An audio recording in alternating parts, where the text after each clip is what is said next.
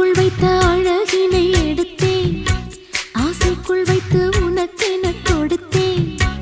இதமாகத்தான் பதமாகத்தான் என்னை தீண்டு தாகம் தணியும். ஓடைக்குள் வந்த மலரினை பறித்தேன், ஓசைகள் இன்றி மணி முத்தம் பதித்தேன்.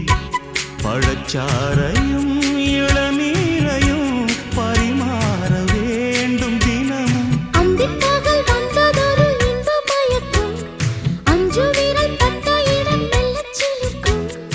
எங்கெங்கே தொட்டாலும் அம்மம்மா உற்சாகம் அங்கங்கே உண்டாகும். வா கன்னத்தில் கன்னம் வைக்க ஒத்துக்கு